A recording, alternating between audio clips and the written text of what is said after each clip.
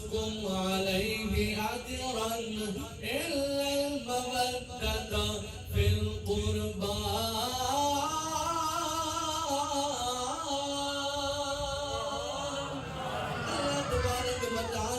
قرآن میں ارشاد فرمایا قل اے محبوب اپنے امتیوں سے فرما دیجئے لا اسألکم علیہ اجرا میں نے جو تمہیں تبلیغیں دی کی ہیں میں نے جو تمہیں جہنم کے گڑھے سے نکال کے جنت کی طرف لایا گیا میں نے جو تمہیں مسلمان کیا گیا دین اسلام پھیلایا گیا کوئی اگر طلب نہیں کرتا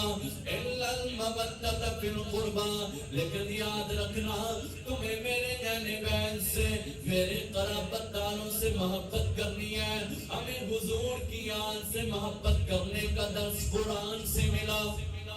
یہ جو آج ہم یہاں حضور کی آل کے عظمتوں کے ترانے گا رہے ہیں ان کے عظمتوں کے قصیدے پڑھ رہے ہیں قرآن سے ہمیں یہ درس ملا اس کے بعد حضور نے اپنی آل کی شان بیان فرمائی اس کے بعد حضور کے صحابہ نے اتنی بلند شان حضور کی آل کی بیان فرمائی حضرت فاروق اعظم رضی اللہ تعالیٰ عنہ اموال غنیمت تقسیم فرما رہے ہیں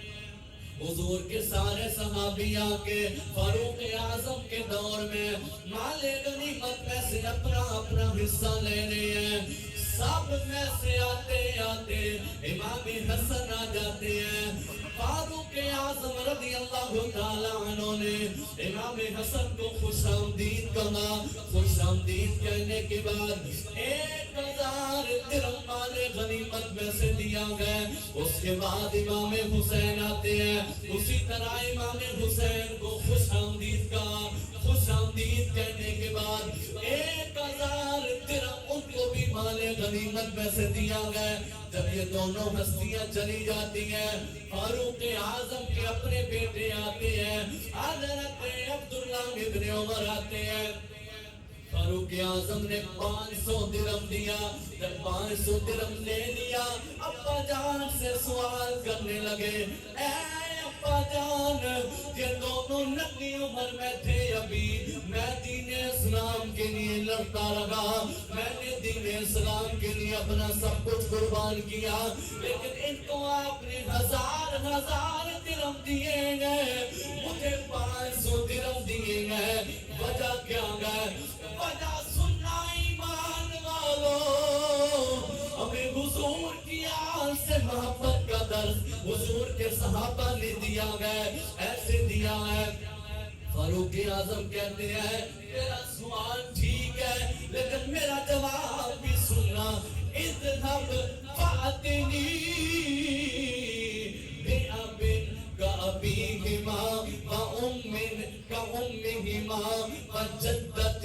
كجدتهما وجد كجدهما او میرے بیٹے سوال تو نے ٹھیک کیا گئے لیکن جواب میرا یہ ہے جو ان کا بابا ہے اس طرح کا بابا لے کے آ جاؤ جو ان کی ماں ہے اس طرح کی ماں لے کے آ جاؤ جو ان کی نانی ہے اس طرح کی نانی لے کے آ جاؤ جو ان کے نانا ہے اس طرح کے نانا لے کے آ جاؤ اب آپ خود وضاحت فرماتے ہیں آپ کے بابا کو علی المرتضیٰ کہتے ہیں ان کی ماں کو فاطمہ الزہرا کہتے ہیں ان کی نانی کو خدیجہ الکبریٰ کہتے ہیں ان کے نانا کا کیا پوچھنا ہے ان کے نانا کو دو جہاں کا سردار کہتے ہیں جب گھرانہ اتنا نالا ہے حصہ بھی اتنا نالا ملے گا شاعر نے اپنے انداز میں سے کہا افضل ہے کل جہان سے گھرانہ حسین کا افضل ہے کل